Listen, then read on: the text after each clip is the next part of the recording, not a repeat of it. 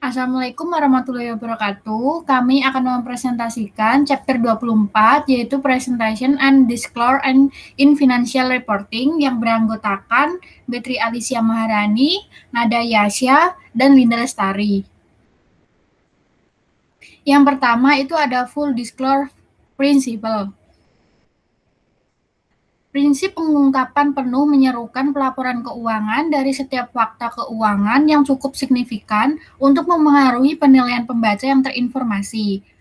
Bencana keuangan di Mahindra Saitam atau IND adalah dan Societe Generale FRA menyoroti sulitnya menerapkan prinsip mengungkapkan penuh. Next. Increase in reporting requirement. Alasannya yang pertama ada kompleksitas lingkungan bisnis, yang kedua perlu informasi yang tepat waktu, ketiga akuntansi sebagai perangkat kontrol dan pemantauan. Financial disclosure, yaitu IASB telah mengembangkan IFRS untuk entitas kecil dan menengah UKM. UKM kurang kompleks dalam beberapa hal. Yang pertama, topik yang tidak relevan untuk UKM dihilangkan. Lalu memungkinkan lebih sedikit pilihan kebijakan akuntansi. Lalu ada banyak prinsip untuk mengenali dan mengukur aset, kewajiban, pendapatan, dan beban yang disederhanakan. Diperlukan pengungkapan yang jauh lebih sedikit. Lalu revisi IFRS untuk UKM akan dibatasi setiap 3 tahun sekali. Notes to the financial statement, yaitu catatan di sarana untuk memperkuat atau menjelaskan item yang disajikan dalam badan utama pernyataan. Itu ada accounting policy, yaitu perusahaan harus menyajikan pernyataan yang mengidentifikasi kebijakan akuntansi yang diadopsi, ringkasan kebijakan akuntansi penting. Selain itu, perusahaan harus yang pertama mengidentifikasi pertimbangan yang dibuat dalam proses penerapan kebijakan akuntansi. Yang kedua, mengungkapkan informasi tentang asumsi yang dibuat. Lalu ada common notes, yaitu major disclosure, yaitu inventaris, perumahan, tanaman dan peralatan, klaim kreditor, klaim pemegang ekuitas, kontingensi dan komitmen, lalu ada nilai wajar, pajak tangguhan, pensiun dan sewa, dan yang terakhir perubahan prinsip akuntansi.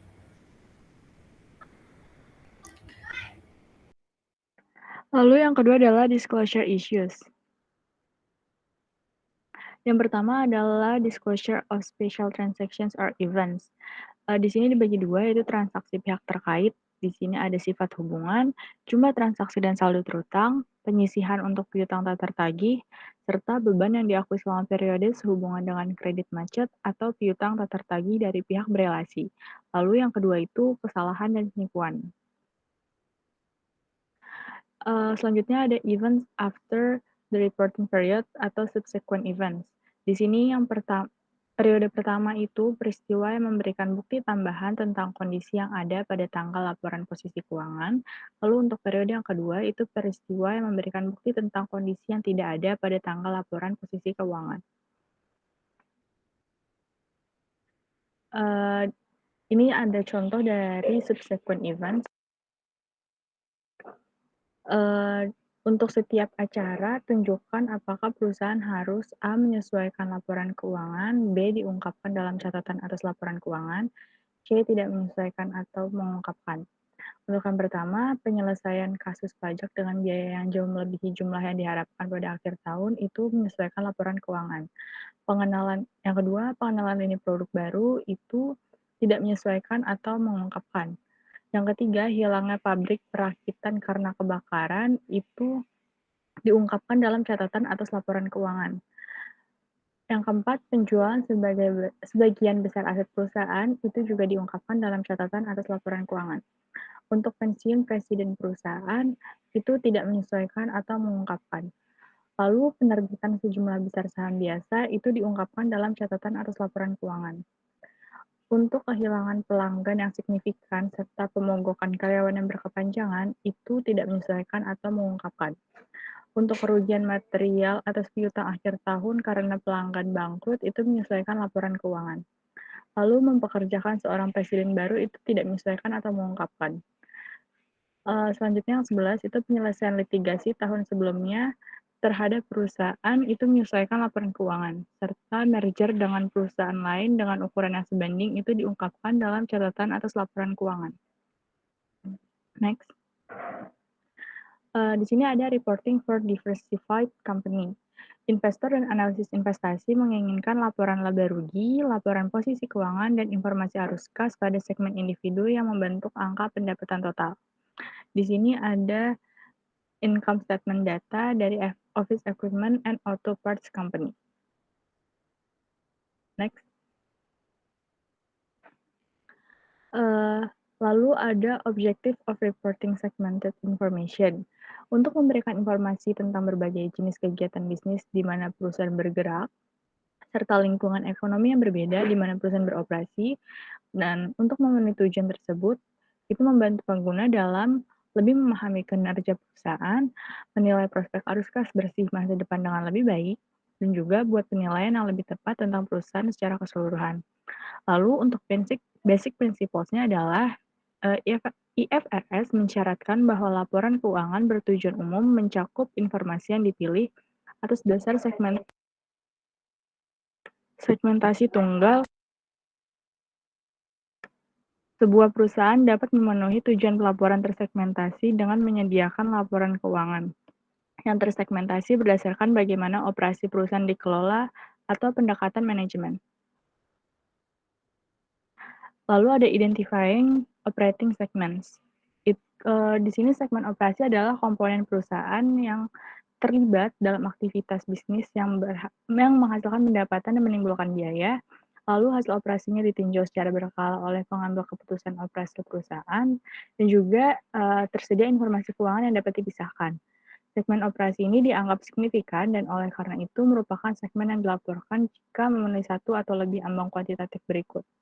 Yang pertama, pendapatannya itu adalah 10% atau lebih dari pendapatan gabungan semua segmen operasi perusahaan.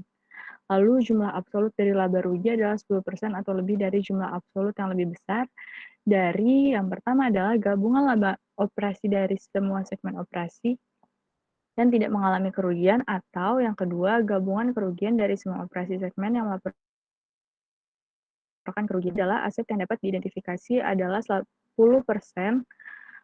atau lebih dari aset gabungan semua segmen operasi.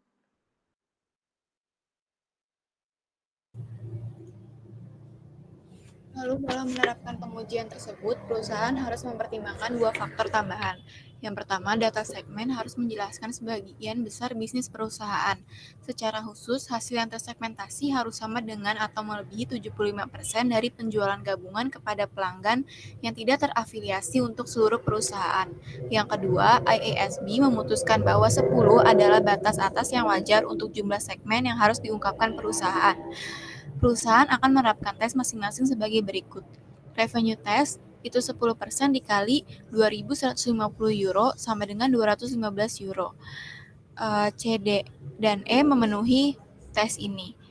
Yang di sampingnya itu ada segmen A sampai F, lalu ada keterangan total revenue-nya, operating profit, loss, sama identifiable asset. Lalu perusahaan akan menerapkan tes masing-masing sebagai berikut. Yang pertama tadi udah revenue test, terus operating profit loss test itu 10% dikali 90 euro, hasilnya 9 euro. Pengujian ini didasarkan pada segmen non kerugian. Jadi A, C, dan E memenuhi tes ini. Lalu ada identifiable asset test itu 10% dikali 970 euro sama dengan 97 euro. Jadi C, D, dan E memenuhi tes ini. Oleh karena itu, segmen pelaporan adalah A, C, D, dan E dengan asumsi bahwa keempat segmen ini memiliki penjualan yang cukup untuk memenuhi 75% uji penjualan gabungan. 75% dari tes penjualan gabungan itu 75% dikali 2.150 itu total revenue-nya, jadi dapat 1.612,5 euro. Penjualan AC dan E berjumlah 2.000 euro dari 100 euro ditambah 700 euro ditambah 300 euro ditambah 900 euro. Oleh karena itu, tes 75% terpenuhi. Lalu ada measurement principle. Prinsip akuntansi yang digunakan perusahaan untuk pengungkapan segmen tidak harus sama dengan prinsip yang mereka gunakan untuk menyusun laporan konsolidasi. IASB tidak memerlukan alokasi biaya bersama, umum, atau seluruh perusahaan hanya untuk tujuan pelaporan eksternal. Biaya umum adalah biaya yang timbul untuk kepentingan lebih dari satu segmen yang sifatnya saling terkait, mencegah pembagian biaya yang objektif di antar segmen. Segmented Information Report.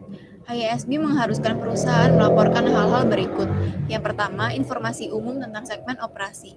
Yang kedua, segmentasikan laba rugi dan informasi terkait. Ketiga, segmentasikan aset dan kewajiban.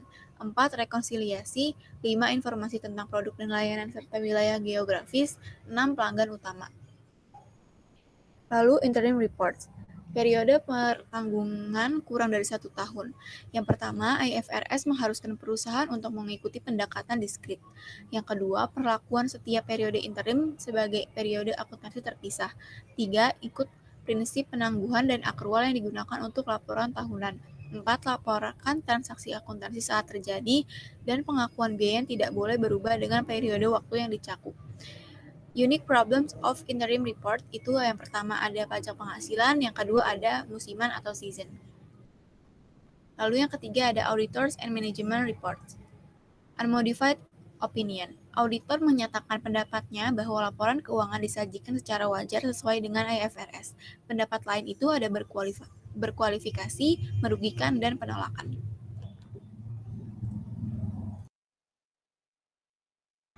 Lalu ada auditor report, yaitu kondisi tertentu meskipun tidak mempengaruhi opini wajar tanpa pengecualian auditor, mungkin mengharuskan auditor untuk menambahkan paragraf penjelasan ke dalam laporan audit, yaitu kelangsungan hidup, kurangnya konsistensi, penekanan suatu materi. Pendapat yang memenuhi syarat mengandung pengecualian terhadap pendapat standar, keadaan biasa mungkin termasuk yang pertama, batasan ruang lingkup. Yang kedua, laporan tidak menyajikan posisi keuangan atau hasil operasi secara wajar karena kurangnya kesesuaian dengan prinsip dan standar akuntansi yang diterima, lalu pengungkapan yang tidak memadai.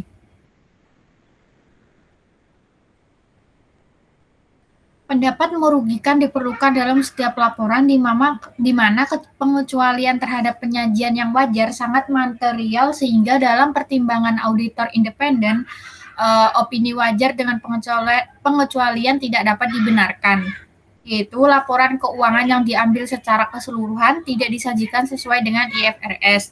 Lalu, jarang karena kebanyakan perusahaan mengubah pembukuan agar sesuai dengan IFRS. Lalu regulator pasar tidak akan mengizinkan perusahaan yang terdaftar di bursa untuk memiliki opini yang merugikan. Penafian mendapat tepat dilakukan jika auditor telah mengungkapkan begitu sedikit informasi tentang laporan keuangan sehingga tidak ada opini yang dapat diungkapkan. Lalu ada manajemen report, yaitu komentar manajemen membantu dalam interpretasi posisi keuangan, kinerja keuangan, dan arus kas perusahaan. Laporan semacam itu dapat mencakup tinjauan terhadap faktor dan pengaruh utama yang menentukan kinerja keuangan, sumber pendanaan perusahaan dan target rasio kewajiban terhadap ekuitas, dan sumber daya perusahaan tidak diakui dalam laporan posisi keuangan sesuai dengan IFRS. Manajemen responsibilities for financial statement. Manajemen menanggung jawab untuk menyiapkan laporan keuangan dan menetapkan serta memelihara sistem pengendalian internal yang efektif. Lalu auditor memberikan penilaian independen apakah laporan keuangan disusun dengan sesuai IFRS. Yang keempat ada current reporting issues. Reporting of financial forecast and projection, yaitu perakiraan keuangan finansial forecast adalah sekumpulan laporan keuangan prospektif yang menyajikan perkiraan posisi keuangan perusahaan, hasil operasi, dan arus kas. Proyeksi keuangan atau financial projection adalah laporan keuangan prospektif yang menyajikan satu atau lebih asumsi hipotesis. Posisi keuangan yang diharapkan dari suatu entitas, hasil operasi, dan arus kas. Regulator telah menetapkan aturan safe harbor. Lalu ada Internet Financial Reporting. Sebagian besar situs web perusahaan berisi tautan ke pelaporan keuangan atau kelaporan keuangan mereka dan pengungkapan lainnya. Lalu memungkinkan perusahaan untuk berkomunikasi lebih mudah dan cepat dengan pengguna. Lalu diizinkan pengguna untuk memanfaatkan alat seperti mesin telusur dan hyperlink. Dapat membantu membuat laporan keuangan lebih relevan dengan memungkinkan perusahaan melaporkan data terpilah yang diperluas dan data yang lebih tepat waktu. Selanjutnya adalah fraudulent financial reporting. Perilaku yang disengaja atau sembrono itu baik melalui tindakan atau kelalaian menghasilkan laporan keuangan yang menyesatkan secara material. Penipuan yang melibatkan perusahaan terkenal seperti Parmalat, ITA, Mahindra Citayam itu dari Indonesia, dan Societe Generale itu dari Prancis, menunjukkan bahwa lebih banyak yang harus dilakukan untuk mengatasi masalah tersebut. Beberapa penyebab dari pelaporan keuangan penipuan itu adalah, yang pertama penyebab umumnya adalah keinginan untuk mendapatkan harga saham yang lebih tinggi, untuk menghindari gagal bayar pada perjanjian pinjaman, dan juga untuk mendapatkan keuntungan pribadi dari beberapa jenis atau kompensasi tambahan, seperti promosi. Lalu yang kedua, peluang umum untuk pelaporan keuangan yang curang. Jadi tidak adanya dewan direksi atau komite audit, kontrol akuntansi internal yang lemah atau bahkan tidak ada, transaksi yang tidak biasa atau kompleks, estimasi akuntansi membutuhkan pertimbangan signifikan, dan juga staf audit internal yang tidak efektif. Next. Yang selanjutnya kita masuk ke 5, yaitu basic financial statement analysis. Di sini yang pertama kita akan membahas perspektif on financial statement analysis, yang mana diperlukan pendekatan logis untuk analisis laporan keuangan, yang ada langkah-langkahnya sebagai berikut. Yang pertama itu, ketahui pertanyaan-pertanyaan yang ingin Anda temukan jawabannya. Lalu, ketahui juga pertanyaan-pertanyaan yang dapat dijawab oleh rasio dan perbandingan tertentu. Kemudian cocokkan 1 dan 2 di atas. Dengan pencocokan seperti itu, maka analisis pernyataan akan memiliki arah dan tujuan yang logis. Analisis yang mencakup pemahaman tersebut, yang pertama adalah laporan-laporan keuangan masa lalu, rasio tunggal dengan sendirinya seperti tidak terlalu berguna, dan juga kesadaran akan batasan angka akuntansi yang digunakan dalam analisis. Next. Major types of ratios, ini beberapa rasio yang dipakai. Yang pertama itu rasio likuiditas, ukuran kemampuan jangka pendek perusahaan untuk membayar kewajiban yang jatuh tempo. Lalu rasio aktivitas itu mengukur seberapa efektif perusahaan menggunakan aset yang digunakan. Kemudian rasio keuntungan itu ukuran tingkat keberhasilan atau kegagalan perusahaan atau divisi tertentu untuk periode waktu tertentu. Lalu rasio cakupan yang merupakan ukuran tingkat perlindungan bagi kreditor dan investor jangka panjang.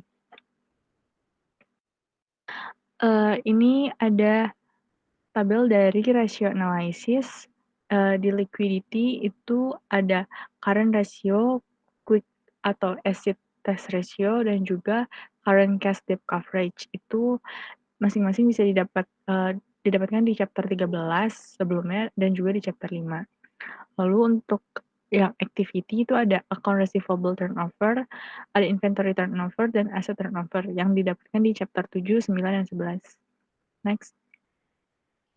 Lalu untuk di profitability itu ada profit margin on sales, ada return on asset, ada return on ordinary share capital equity, earning per share atau EPS, lalu juga payout ratio. Untuk coverage-nya itu ada debt to asset ratio, time interest earned, cash debt coverage, dan juga book value per share.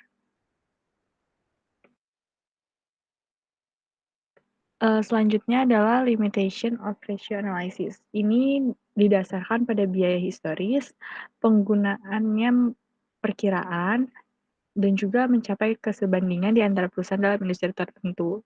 Sejumlah besar informasi penting juga tidak disertakan dalam pelaporan keuangan perusahaan. Next.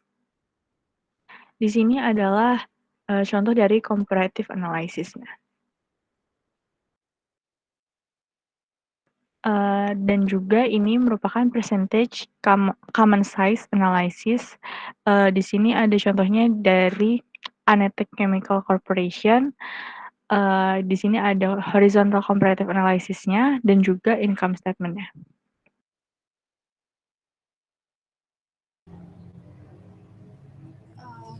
Lalu kita akan masuk ke pembahasan soal chapter 22.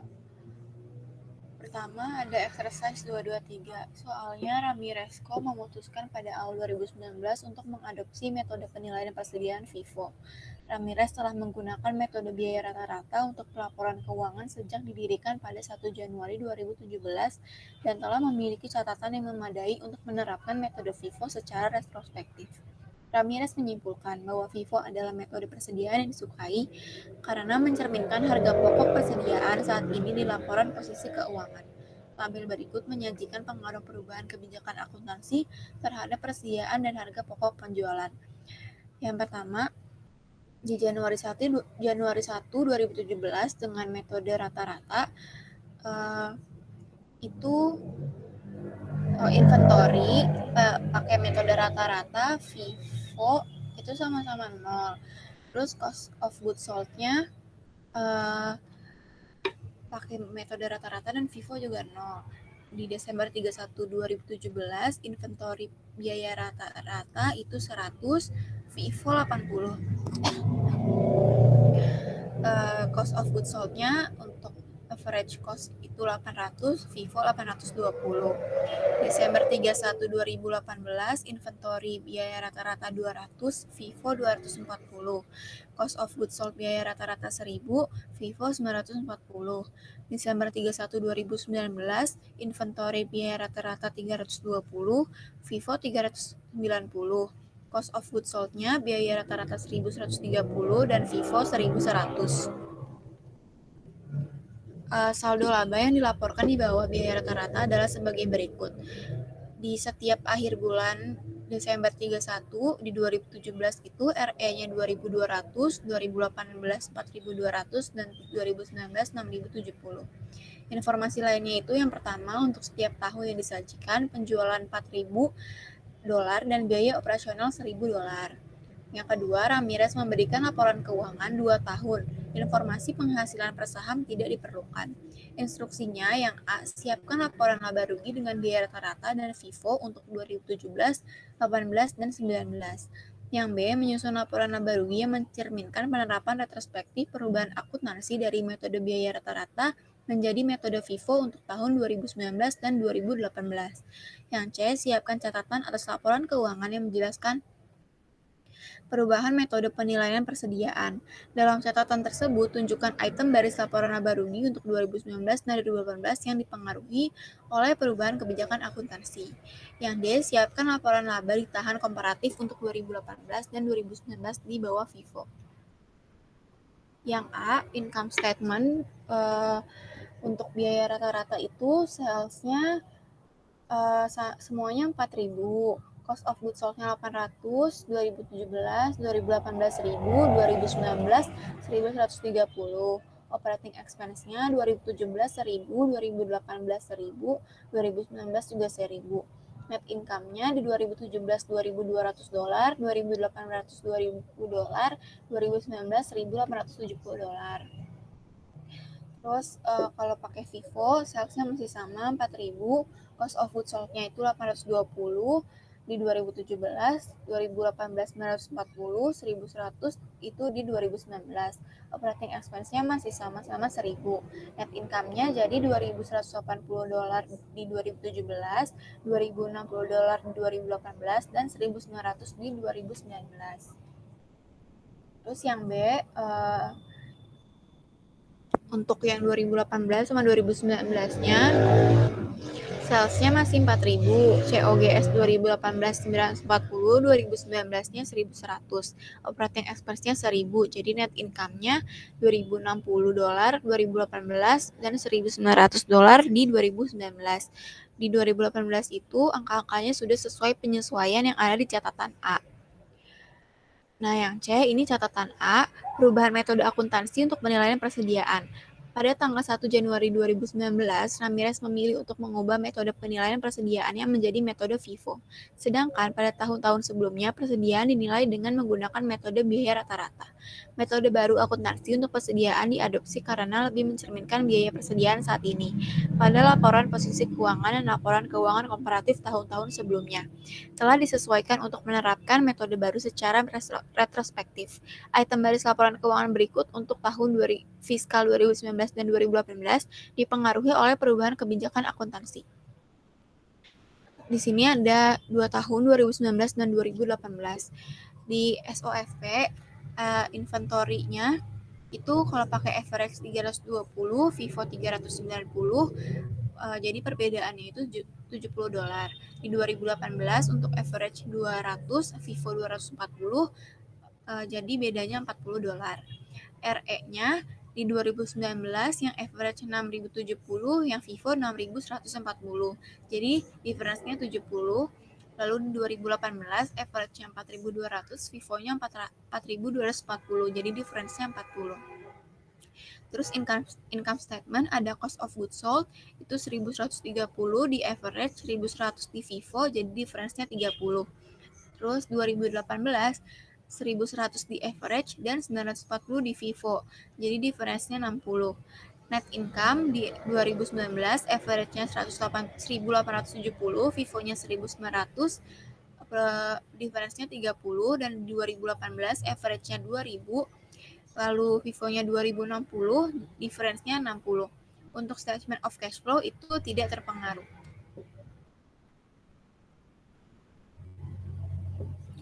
Lalu yang D, laporan laba ditahan setelah penerapan retrospektif itu di 2019 dan 2018.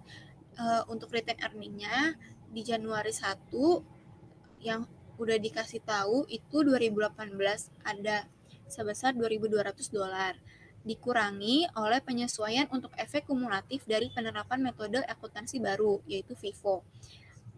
Itu $20 dari 820 dikurang 800. Di 2019 itu nggak ada. Jadi return earning-nya untuk Januari 1 setelah penyesuaian di 2019 itu 4.240 ada di poin C, lalu 2018-nya itu 2.180. Net income-nya juga ada di C, itu 2019 1.900, 2018-nya itu 2.060. Jadi dapat return earning Desember 31-nya itu di 2019 $6.140 dan di 2018 $4.240.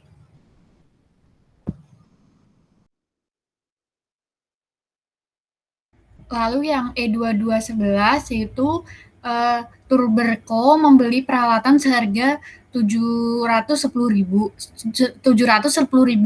yang diperkirakan memiliki masa manfaat 10 tahun dengan nilai sisa $10.000 pada akhir waktu tersebut. Penyusutan telah dilakukan selama 7 tahun dengan metode garis lurus. Pada tahun 2019 ditentukan bahwa total perkiraan umur harus 15 tahun dengan nilai sisa $4.000 pada akhir waktu tersebut. Instruksinya, yang A, siapkan jurnal jika ada untuk mengoreksi penyusutan tahun-tahun sebelumnya. Yang B, siapkan jurnal untuk mencatat depresiasi untuk 2019. Untuk yang A, tidak perlu entry, perubahan estimasi dilakukan secara prospektif. Yang B, depreciation expense-nya 27.000 terhadap accumulated depreciation equipment.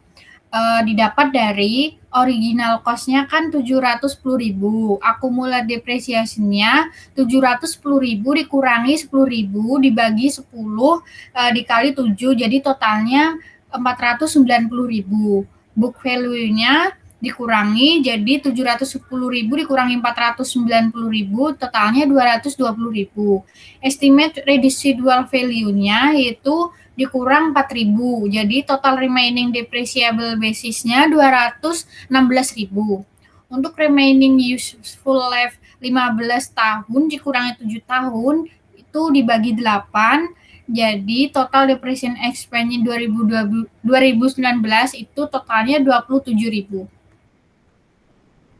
Untuk P22 3 itu Chain Group sedang dalam proses penyesuaian dalam mengoreksi pembukuannya pada akhir 2019. Dalam mengkaji catatannya, dikumpulkan informasi sebagai berikut.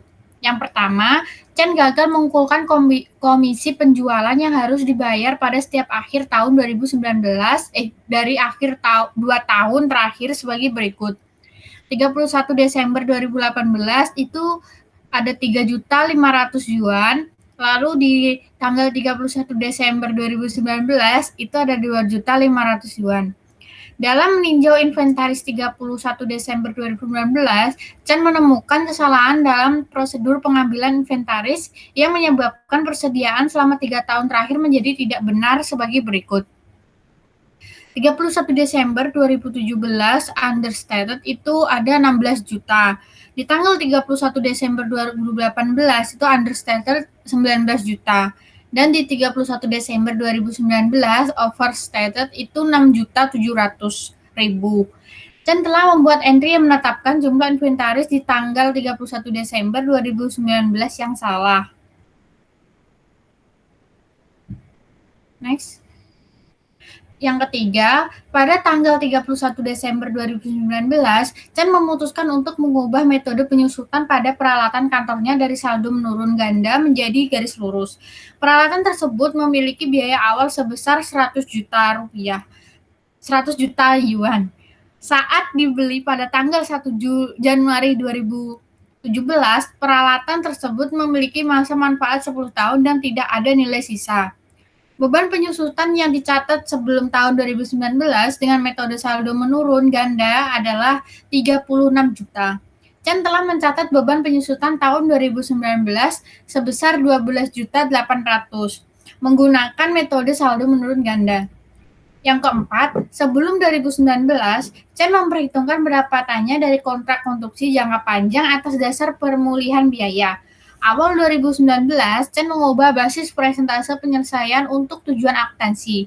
Itu untuk menggunakan metode pemulihan biaya untuk tujuan perpajakan. Penghasilan tahun 2019 dicatat dengan metode persentase penyelesaian. Informasi tersedia di bawah. Instruksi untuk pre-tax income from itu dari percentage of completion sama cost recovery. Di tahun prior to 2019 itu ada 150 juta di percentage of completion, di cost recovery-nya itu ada 105 juta. Untuk di tahun 2019 percentage of completion-nya itu 60 juta dan di cost recovery-nya ada 20 juta. Instruksinya, siapkan entry jurnal yang diperlukan pada 31 Desember 2019 untuk mencatat koreksi dan perubahan di atas. Pembukuan masih terbuka untuk 2019. Tarif pajak penghasilan adalah 40%. Chen belum mencatat beban pajak penghasilan dan jumlah utang tahun 2019, sehingga dampak pajak berjalan dapat diabaikan. Efek pajak tahun sebelumnya harus dipertimbangkan dalam butir 4.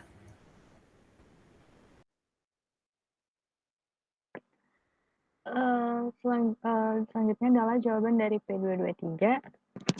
Yang pertama, untuk jawaban yang pertama itu ada jurnalnya retain earnings sebesar 3.500.000 terhadap sales commission payable sebesar 2.500.000 dan juga sales commission expense sebesar 1 juta. Lalu untuk yang kedua itu jurnalnya cost of goods sold sebesar 25.700.000 terhadap retain earnings sebesar 19 juta dan juga inventory sebesar 6.700.000. Dari mana angkanya? Angkanya didapatkan dari income overstate dan understate tadi. Sesuai dengan soal yang diberikan. Di beginning inventory itu 2018 ada 16 juta itu didapatkan dari ending total akhir dari 2017 di mana 2017 memiliki ending inventory-nya sebesar 16 juta. Lalu di 2018 memiliki ending inventory sebesar 19 juta sehingga total untuk 2018 itu sebesar 3 juta. Kemudian beginning inventory 2019 didapatkan dari ending inventory 2018 sebesar 19 juta, yang kemudian di 2019 ada ending inventory sebesar 6.700.000 sehingga totalnya 25.700.000. Next. Untuk yang ketiga, jurnalnya adalah accumulated depreciation equipment terhadap depreciation expense sebesar 4.800.000. Ini didapatkan dari yang pertama kita cari dulu book value-nya, itu dari equipment cost sebesar 100 juta dikurang dengan depreciation tahun 2018 sebesar 36 juta. Sehingga didapatkan book value sebesar 64 juta. Kemudian kita hitung depreciation to be taken-nya dari book value tadi 64 juta dibagi dengan 10 dikurang 2 dibagi 8 sehingga didapatkan 8 juta. Lalu depreciation recorded-nya itu sebesar 12.800.000 sehingga didapatkan difference-nya sebesar 4.800.000. Kemudian yang keempat, jurnal adalah construction in process sebesar 45 juta terhadap deferred tax liability sebesar 18 juta dan retained earning sebesar 27 juta. Ini didapatkan dari untuk kontrak construction in process-nya itu dapatkan dari 150 juta dikurang dengan 105 juta dan deferred tax liability-nya didapatkan dari 45 juta dikali 45 juta yaitu dari perhitungan construction in process tadi dikali dengan 40%. Sekian presentasi dari kami, kurang lebihnya mohon maaf. Wassalamualaikum warahmatullahi wabarakatuh. Terima kasih.